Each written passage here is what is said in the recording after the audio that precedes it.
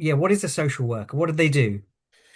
Yeah, thank you very much, Slim Zob. Thank you for having me today. That's a really interesting question, and hopefully, through my presentation today and my explanation, I should be able to furnish yourself and the viewers knowledge on what social work is and what the role entails as well. I mean, ultimately, just in order to sort of answer succinctly, social work is about supporting people through crisis. It's also about advocating for those that don't have a voice in society, and strengthening families and communities. Um, Many people in our community, we already do this informally. We care for relatives, we support our neighbours, we help people navigate through services, don't we? But social work is a professional extension of that, and it's a sort of formalized role that advocates for those that are in need. Inshallah, tonight I'll be able to explain the roots into social work, what the job really involves, and hopefully show those who are listening and watching today how to actually get into the field. Why did you become a social worker? Um, would you make the same choice today? Oh gosh, that's another good question. Yeah, you know what? I think I would. I would. Why did I get in? You know, I was actually my original Slim. So my original field before I got into social was in IT and project management, and I had a brief role in that. But I found it wasn't really stimulating. It was quite actually boring. Paid the bills, if you like. Didn't necessarily there was nothing really too exciting about the job that I was in. My father was actually a social worker, and he'd been saying to me for many years, sort of get into this field. It's a really good field. My uncle too, he's a social worker manager in adults, has been for a number of years. Again, he was saying you should get into this. This would be really good for you and your value base. I didn't listen to them for a number of years. However, I came to a bit of a situation in the role that I was in, and I came to a bit of a crossroads. At the time, they were offering the NHS, the government was offering a sort of free course, free bursary course. Because I'd already had a degree, I was able to jump onto a 2 years master's course in social work, which Alhamdulillah undertook at Warwick University. And those 2 years actually they changed my life actually and helped me realize that actually this career is fitting for you. So all those years of trying to follow the route that I felt was best for me. You see, most people, I think, especially in our Asian communities, they either become doctors or lawyers, dentists these days. A lot of my friends are dentists. I wasn't really ever into the scientific side of things. My sisters are both solicitors, and I just listened to them through their doing their degrees, and I thought that's not really for me. But this kind of incorporates a bit of everything, actually. This field does, because you're actually working with people, and I found that my strong area, if you like, was working with people, communicating with people. So that sort of science, if you like, that was the social and human side. And as I say, those 2 years were really fitting for me. They helped me realize that actually this is something you can do. You can help people, you protect people, and get paid for it. So yeah, no, I like your question about would I do it again? Yeah, actually, I think I absolutely would do it again. No You sound, regrets whatsoever. you sound like you find it more rewarding than, like you say, the traditional STEM. And you've been there, project management, IT, but this you're finding this more rewarding. What are the and you mentioned how you get, that you did it from your degree. What so sounds like a degree is one option. What are the other options? How can one become a social worker? Okay, so What are the there's a routes? yeah, there's a number of different routes in. multiple pathways. It's not just as people think, just through university. You can do an undergraduate BA degree if you're sort of freshly going into through the normal education route post sort of A levels. It's a 3 year course, the BA in social work. And it includes placements, and there's student finance available for that. So the placements, you have to do a number of days. When I did my degree, it's 100 days, preferably in two different disciplines, working with children and working with adults. And so that's part of that course, that within the 3 years includes your placement as well. The postgraduate degree, which is the route that I took, was the MA in social work. That was a 2 year course. It does Sorry. require an undergraduate degree to start with. And Okay. again, as I say, same kind of structure. It's just more condensed into a smaller period, really, as opposed to the 3 years. It's into 2 years. Quite intense, Mm. and it's quite difficult to get onto that kind of course because of the intensity of what you're going to be learning. You're learning at a very fast pace. You're completing your modules very quickly, and as I say, you need to do those. You can't get out of the 100-day placement. You need to do them So, and within what your. A levels do you need? I mean, can you do a HND? Do you need O levels? I mean, No, I mean you what's the need minimum entry requirements? in terms of sort of GCSE A levels, you can do any A levels, but you definitely need maths and English for GCSE Slim Sub. The other route, which is a newer route, which is the apprenticeship route, which is it's social work degree apprenticeship, and that's basically allows you. It's a 3 or 4 year course, 3 to 4 years.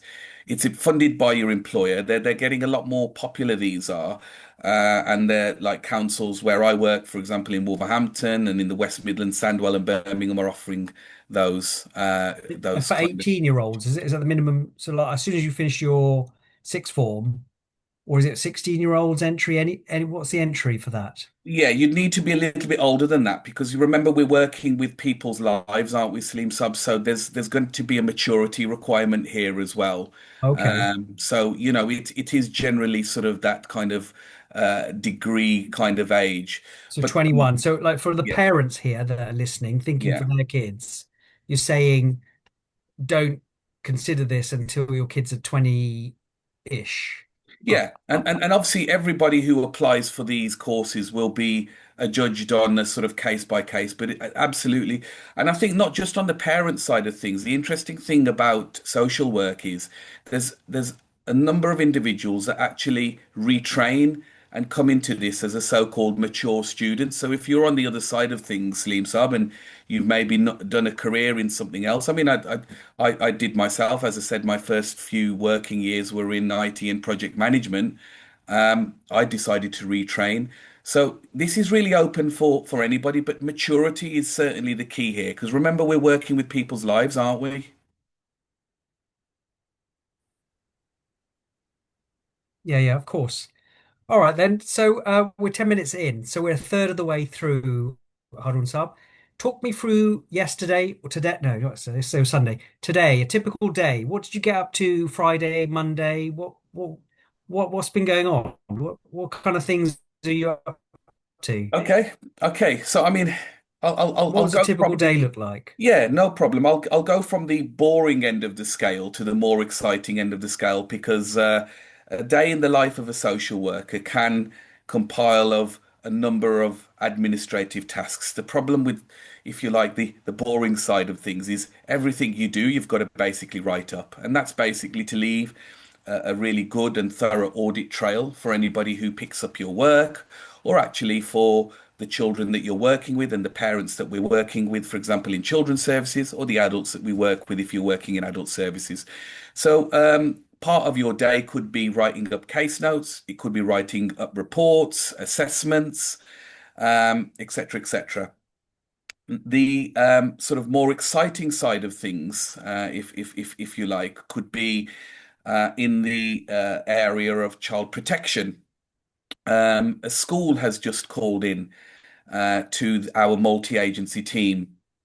A referral has been received, and that referral is maybe a 11 or a 12-year-old boy, or a child, a school-age child, let's say, that has said that their parents have harmed them, their parents have physically struck them, say, for example. Your manager approaches you as the on-duty social worker for that particular day and says, right, okay, we've got this case come in. What you'll need to do is you'll need to go and visit the school. You'll need to talk to the child alone.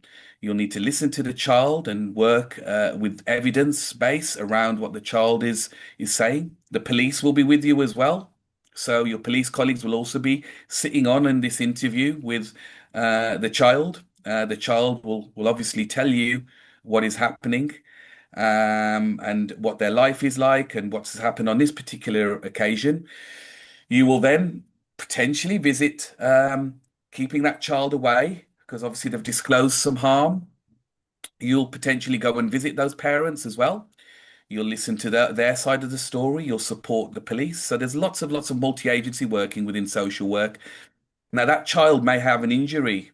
You may need to accompany that child to the hospital then for what's known as a child protection medical. A medical will be carried out.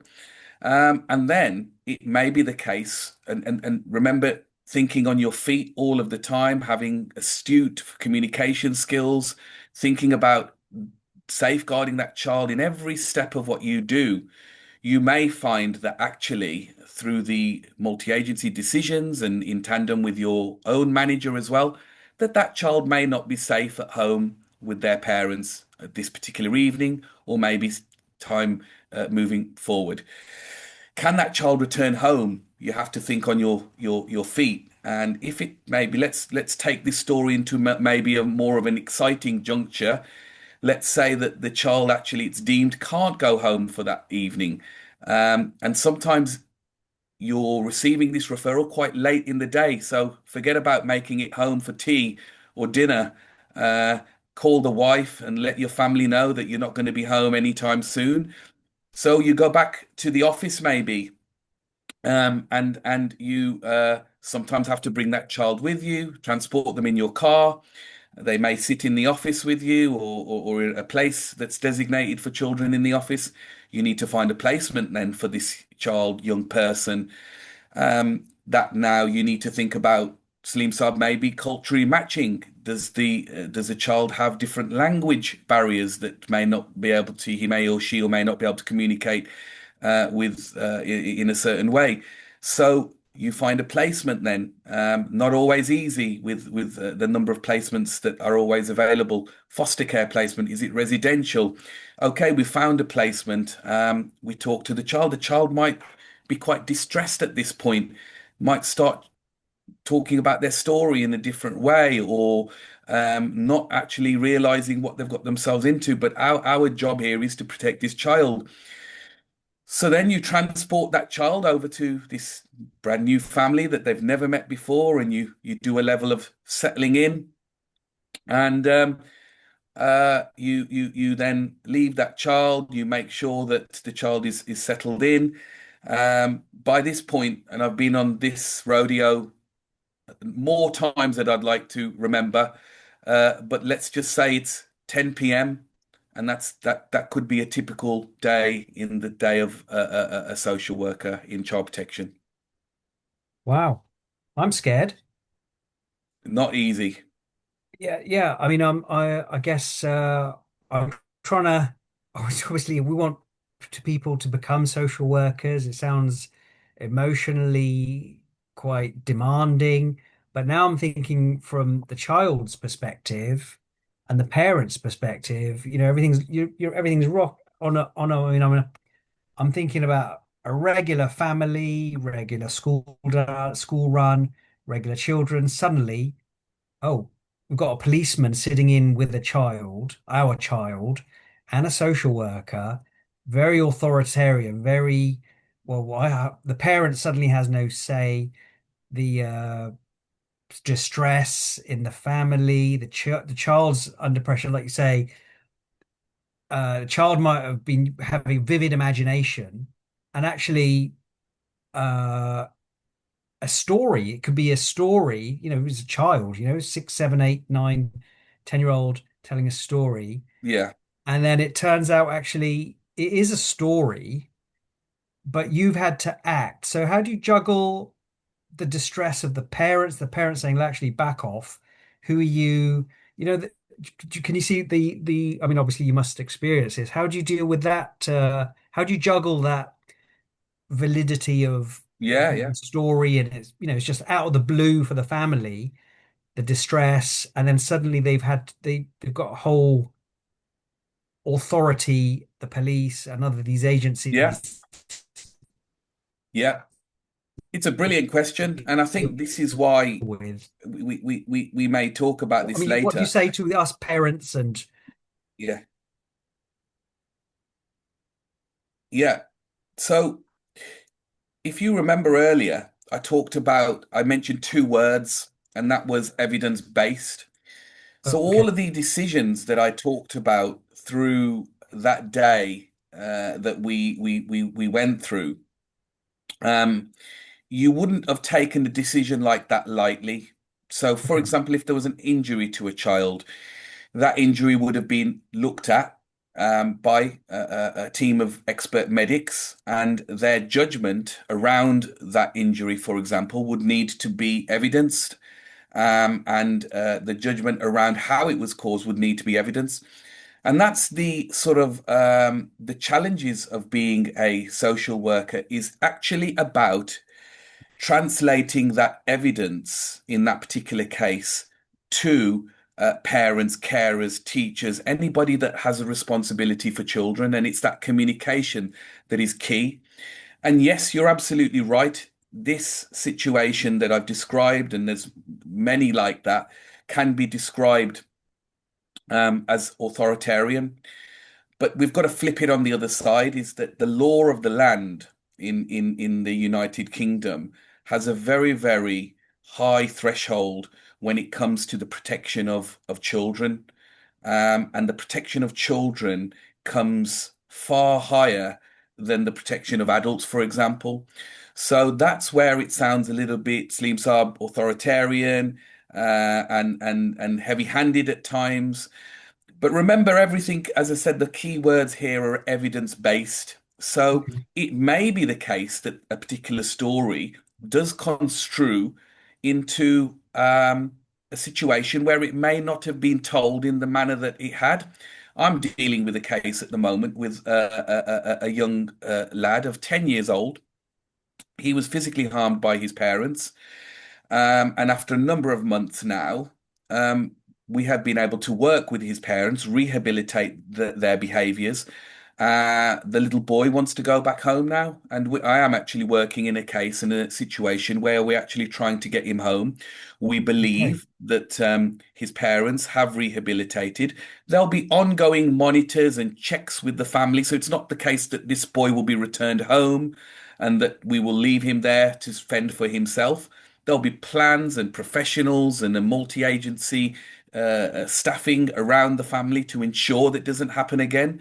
So it's not all doom and gloom, I think, Salim Saab. It's interesting. Yeah. No, no, glad you mentioned that. I Yeah, think you could easily go down a doom and gloom route, which is just a scenario that I found scary just then. But I mean, that sounds like a good success story. So that must be that, that must make you feel like the job's worth it when you get to that kind of win. absolutely. So the realities of the work is that it's emotional work. There's lots and lots of high level responsibility. It's fast pace. And there's lots of it's always very busy. How I do you don't protect your mental health? Or how does a social worker protect their mental? I mean, do you not? I mean, you must think if you're working late and evenings, you must take this work home with you. And I think that's where you have to know your own character. I think you have to know your limits as well. I, alhamdulillah, have been able to master very, very early on in my career the ability to switch off. And I think it's important with whichever field that you're in, whether you're in banking and you're carrying stuff home, whether you're a teacher and you're worrying about your marking. I think that ability to switch off and give your time to your family. So I rarely have discussions with my family, for example, about my work because I just don't want to carry it home with me. Easier said than done, especially when, there's actually a very, you correctly point out, not just the workload, but the trauma that comes with the stories that we are involved with. So I think this isn't for the faint-hearted. This is for people that have got thick skins and are able to see and experience quite volatile and toxic situations, but also have the ability to be able to switch off. But remember as well, the rewards vastly outweigh the downsides. So you mentioned, I'm so glad you mentioned a few minutes ago, you talked about the good stories and the wins and whatnot. And that's what you've got to remember, that you're in this because you want to see families stabilize, you want to see children thrive, you want to help adults regain independence, parents regain independence. And actually to know that you have had a hand in that change, in that sort of uh, not just on a sort of micro level, but the more you do on a societal level as well, it that long-term impact that you have as a professional, knowing that you had a hand in that change, it's almost magical. Wow.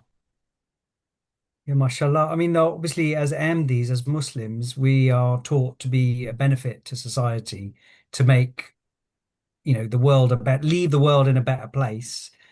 Um, so you seems like you're doing this hands-on as opposed to those of us that economically or working in tech or working in finance and these other areas that I wouldn't generally talk to in Sanato Tijarat, our colleagues and our friends. And um, so tell us, just walk us through what are the benefits? I mean, what kind of money do people earn?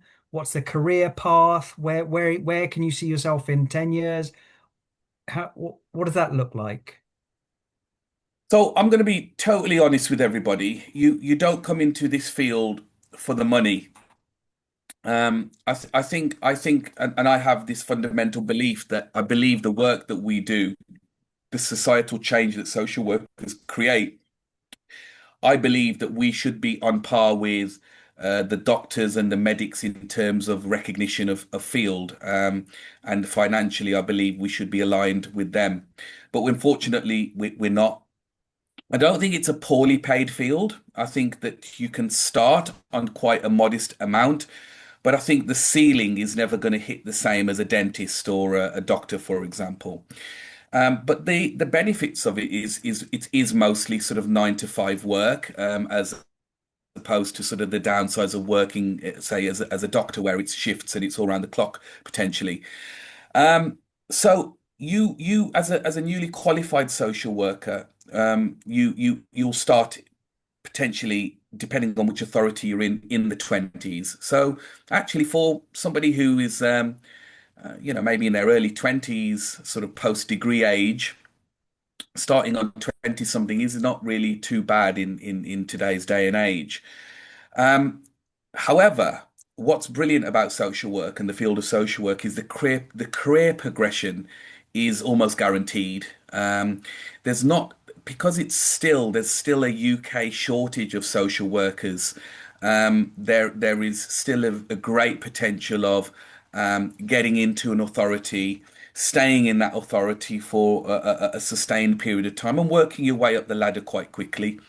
It's quite fast track. If you want to become a manager, from 2 years upwards, 2 to 5 years, you can actually get to senior and manager level, and then you're sort of going into the sort of late 30s. I'm not clearly going to disclose what my current wage is. That wouldn't be right. But I'm at now just as giving you an example, I'm at the sort of top of my field, if you like, because I work as an independent reviewing officer. Our role is now about actually auditing social care and local authorities to ensure that care plans for children are appropriate. That then goes sort of into sort of vast past sort of management salaries and whatnot. So one thing I will sort of guarantee, just on another upside, is that if you want, it can be a job for life as well. You can remain in this field for, as long as you continue to practice safely. You can remain in the field for your entire career. As I say, that top ceiling isn't as high as some of our neighbouring fields, if you like, but it's pretty modest. And when you do reach the top of the tree, so to speak, it's not bad in terms of your earnings.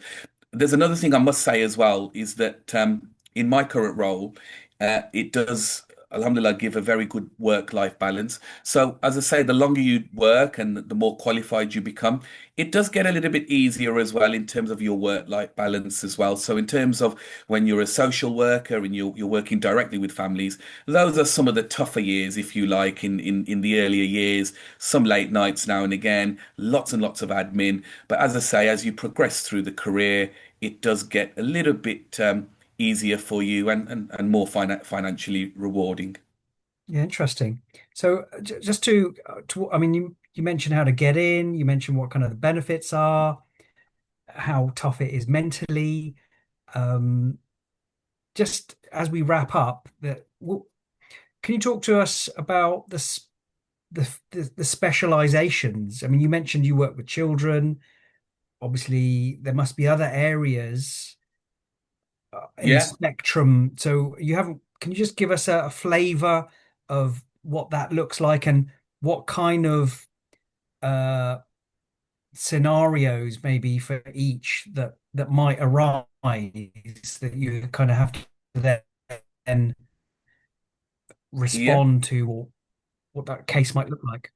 Yeah, of course. So, if I start with the area of child protection, that's generally where most newly qualified social workers start, and they always say do a couple of years in child protection because it's generally the hardest area to work in, or the most challenging or toughest area, if you like, to work in. Most social workers coming in who work with children and families. They do a couple of years in social work, and there's again each discipline, each area has a different number of sort of subcategories, if you like. So within child protection, I worked a number of years in duty and assessment. So that could entail the story that I gave earlier in terms of being on duty and going out and being sort of front door knocking on the door and saying, right, what have we got here? Let's unpick this. Or you could be doing some of the more long-term work, Salim Saab, around maybe court work. So working very closely with the courts and producing reports for children that are probably on the higher upper level of threshold of harm, and they're producing reports within court. That then brings on to the other sort of side of things, that those children who have unfortunately been removed from their parents' care and are in sort of long or shortish term local authority care, they're called looked after children, and you could find yourself working actually with children in care. And there's a whole load of that's a completely different, it flips it on your head in terms of the kind of work that you're working, because when you're working generically with children and families, it's very different work when you're actually working with children who have had such high levels of trauma and abuse within their lives. And working with looked after children within those teams can also have its challenges as well. Then we sort of move into the area of adult safeguarding, and again that's a completely different discipline. You could be working with adults, for example, with disabilities. You could be working with adults with mental health. You could be working in hospital discharge teams.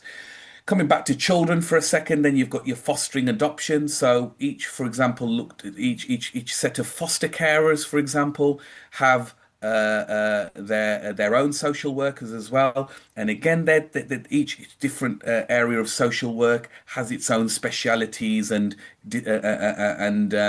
educational sort of value as well.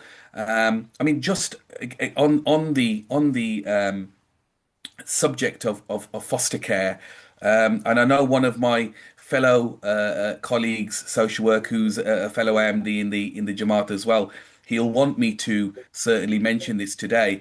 Is fostering is a great career for those that want to help and change society as well. Basically, being paid to look after children and give them a better life than those that they've unfortunately had to grow up with. So I definitely need to big up the fostering side of the career as well. And again, I mean, it goes without saying that if anybody wants to know more about fostering and adoption as well, taking children and adopting them to change their lives and having them you legally parent them. These are sort of it's honestly, Slim Sub, it's a vast area that maybe we may not be able to do justice with the very short time that we have today, but always open for discussions and helping anybody who wants to get into any of these areas. That's awesome. Thank you, Haroon Sab. Does adult cover the elderly? For example, someone's elderly and maybe they're being abused. Yeah, yeah. So adult I suppose safeguarding, as I mentioned earlier. that's an Yeah, even more, that's just as tricky, right? Because they're in their own home, they're not very mobile. yeah. That sounds like that's covered as well. Absolutely. And the tricky thing, and my hats Well, I go was off. going to, Oh, sorry, I didn't quite catch you there. Sorry, I didn't realize you were still speaking. The line isn't the best. no, no, it's all right. Carry on, Harold. Carry on. Yeah, so in terms of adults, I was just about to say that my hat goes off to those who work in adult safeguarding. And the reason for that is because there's a lot more law and legislation that helps cover the protection for children than it does for adults. It's considered that adults, once if they have capacity, that the ability for them to make unsafe choices doesn't always afford them the same protection that it affords children who make unwise decisions, for example. So it is a very tricky area, and you're absolutely right. You've just named a very one of the very many areas within adult services as well. Elderly adults who require care, adults with disabilities. I haven't even began to talk about community and mental health. Adults with that's a really, really common area now. Adults with mental health and the teams that sort of help them as well.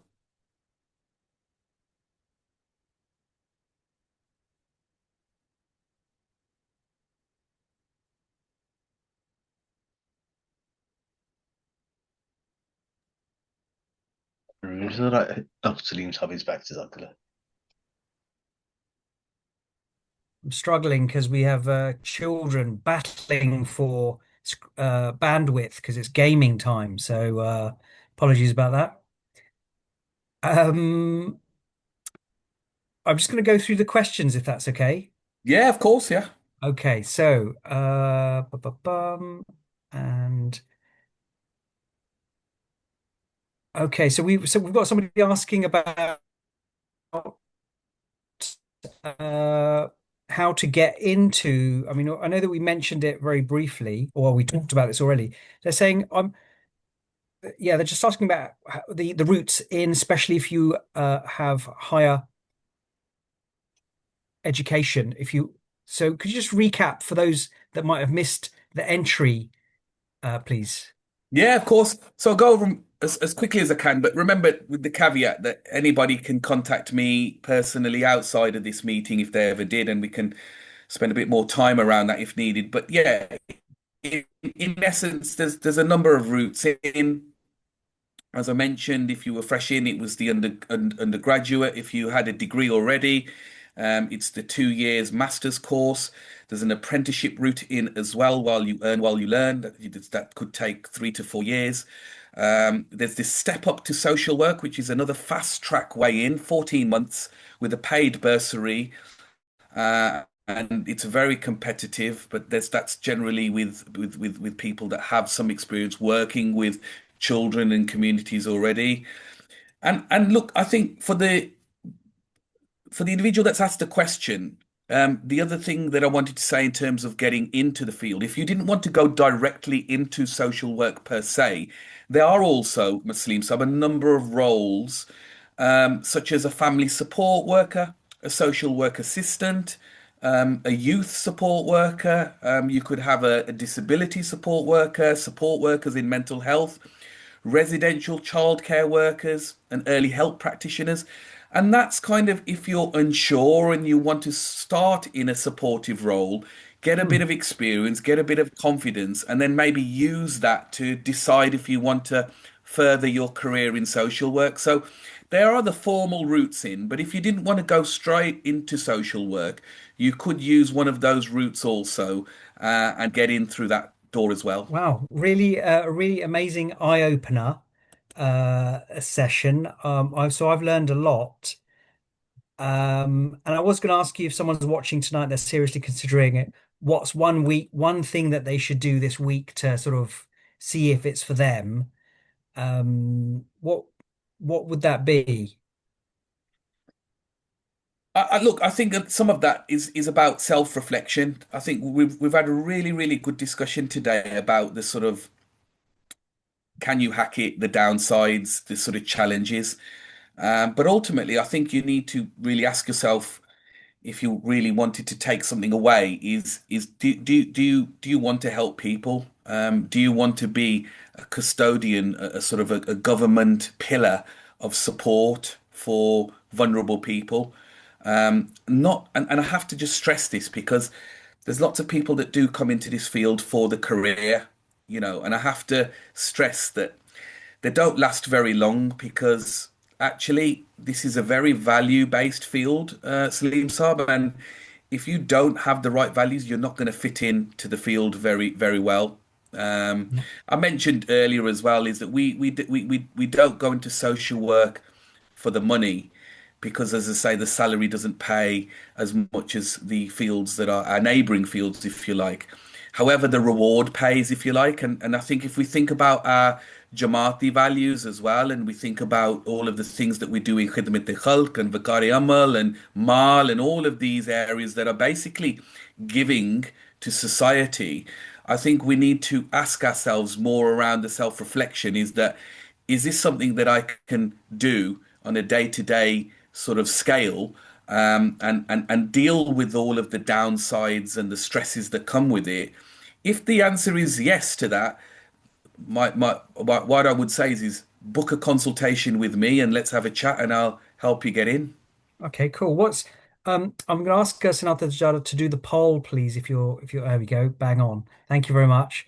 Um, would you like to, I mean, any final thoughts and how would people get in touch with you? Um, I think final thoughts from my side. I'm just I've had the anonymous survey come up on my screen as well. You won't mind me, Salim Sub, putting excellent for myself, will you? If you don't mind, I know it's anonymous, but just to rate myself to get the scores up. I know I'm joking. What I would say is that is just as I said a few minutes ago. If you can if you can if you've got the right values for this and you've been doing lots of Jamaat work and enjoyed the things that I've mentioned around Khidmat al-Khalq and helping people, giving blood, planting trees, and you want to take this into a more formal role as part of your career, then this is absolutely the field for you. And what I can guarantee you would in this role is that no 2 days are the same. You will be telling stories to people that will be amazed by some of the things that we see. And it's some of it is a really positive things like I've talked about being part of families and their changes. Some of it is so difficult to talk about that I wouldn't be able to talk about it on this call today. So be prepared for a tough, challenging role, but also be prepared to leave the office with a smile on your face at times on some of the changes that you have had a hand in making. How to get in touch with me? I mean, I can share my telephone number and an email address. I'm sure you guys have got it already. I think an email address would be more appropriate because we're going to publish this hopefully on YouTube. So email address would probably be a better filter for you. Yeah, I can share that. And anybody who wants to get in touch, as I say, feel free. I'm going to give you an absolute honest account of everything, no cherry coating, just an honest account of how it is. And as I say, in terms of career side of things, if you're good at what you do and you advance and progress, the world is your oyster. Okay. Jazakallah Harun Saab. I'm getting got a question here from Mushtaq Ijaz. What do you dislike the most about your job? Sorry, I didn't quite catch that. What do you?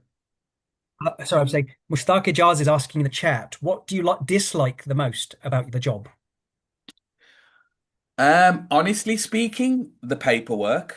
Um, I don't like writing and typing. However, I'm going to let Mushtaq Saab into just a little open secret, if you like, that many social workers today are using, and it's all allowed, by the way. Everyone's managers knows this is happening. In fact, it's being encouraged, is the use of AI in social work, artificial intelligence. So what lots of people are doing is in order to get over the real downside of having to type lots and lots of lengthy reports is people are taking say for example dictaphones or Microsoft Teams meetings, they're extracting their scripts from there and being able to pre-populate the assessment questions within the artificial intelligence apps and programs, and it within seconds pulls out your assessments. Obviously, you need to proofread everything. So that's now becoming less of a pet hate now because AI is really shortening times. But I also, if you don't mind, Salim Saab, want to answer what I love about the role as well, because the reason why the admin side is a pet hate of mine is because it actually stops us going out and meeting children and families. And so that's what I want to say is that what I do like is the ability to go out and sit down and meet new people every day and listen to their stories and listen to their lives and actually understand sometimes kind of how fortunate we are.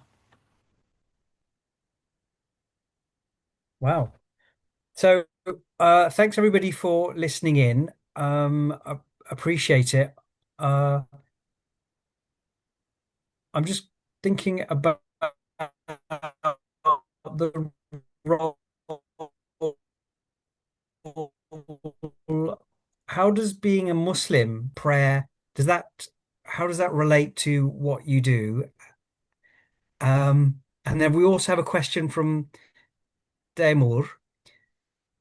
With your experience, when looking at our Jamaat and family values and how Ahmadis live, do you think and wish there are any aspects that, if practices in society, those vulnerable children would be in a better place to live their lives and succeed in life? So again, this is linked to Islam, our community, the values. Um, yeah, so I guess he's asking what aspects of being a member of the Jamaat, family values, and how MDs live, that if practiced in society would be of benefit to vulnerable children, would they be in a better place to live their lives and succeed in life? Make sense? Sort of. I'll try and answer it in the best possible way because I'm not an expert theologist, Salim Saab, so I'm not going to try and give an Islamic speech on this. What I will say is that the values of Islam Ahmadiyyat fit very well into the values of social work. But what I have to say is, and I have to stress this because I'm so actually glad this question has come up, is that there is unfortunately this perception within our Jamaat that Ahmadis live perfect lives and that everything that goes on in a Muslim Ahmadi household is so better and greater than everything that happens out there in the big bad world and society. But I have to stress this very importantly that that isn't the case. I can assure you from my own Yeah, no, personal, I get that, Harun Saab. yeah, So obviously the values, I think we're talking about the values and the principles that we try to live by, they're up here, and obviously we we're trying to do our best to reach and live those. Uh, I get what you're saying. So yeah, let's hope and pray that we all try and achieve those standards. yeah. And I guess what I'm saying is that the our members also require the same level of services and support that everybody out in the normal society have the right to as well. So there's always a need to aspire to those higher values. But certainly, I would say, in conclusion to that sort of question, is that the value base fit in hand in hand. Jazakallah. Thanks everybody for joining. Thanks, Harun Saab. Uh, that's a lot of love you're showing, and thank you everybody for joining.